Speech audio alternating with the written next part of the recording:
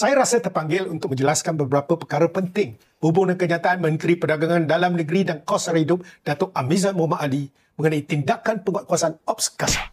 Penjelasan ini penting agar rakyat tidak terkeliru. Pertama, isunya bukan siapa yang meluluskan pindahan Akta Kawalan Bekalan 2021, tetapi kenapa baru sekarang ianya dikuatkuasakan.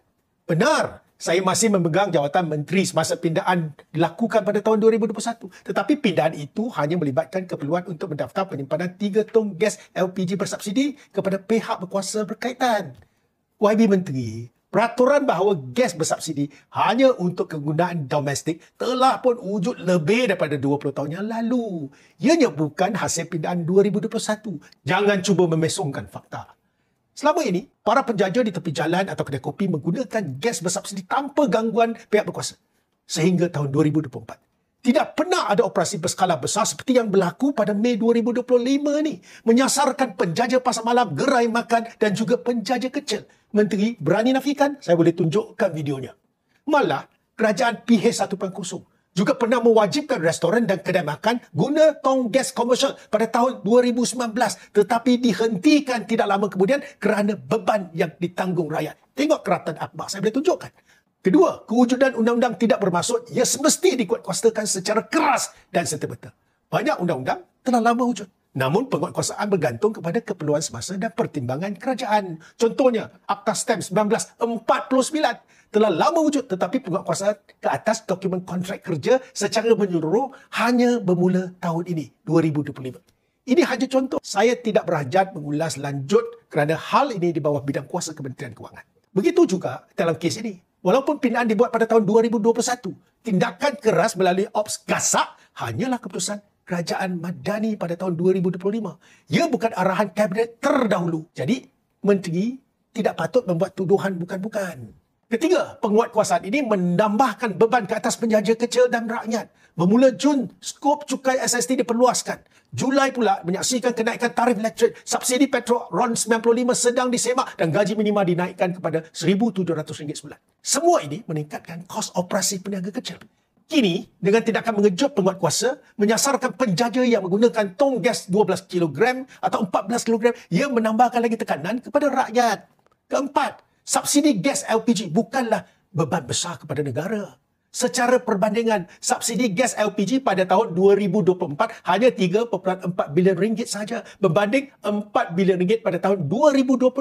Pada masa yang sama, hasil cukai SST meningkat daripada RM31.3 bilion kepada RM44.7 bilion, peningkatan sebanyak RM13.4 bilion dan dijangka mencecah RM51.7 bilion pada tahun 2025.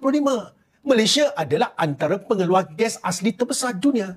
LPG dan LNG adalah produk utamanya. Maka tidak keterlaluan jika rakyat menikmati sebahagian daripada hasil sumber asli negara dalam bentuk subsidi. Kelima, fokus penguatkuasaan sepatutnya di kilang-kilang dan sempadan negara, bukan ke atas penjaja kecil.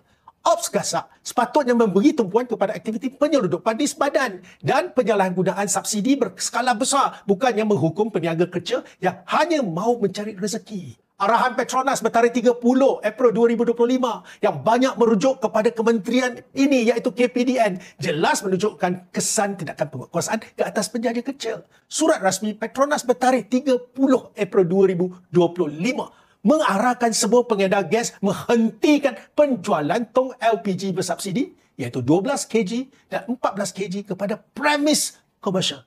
Kalau sebut premis komersial, sudah tentunya termasuk restoran, gerai makan dan kedai mamak. Arahan ini mencetuskan kekeliruan dan ketakutan dalam kalangan ribuan peniaga kecil yang kini bimbang akan dikenakan tindakan meskipun selama ini mereka hanya menggunakan tong gas kecil. Kesian.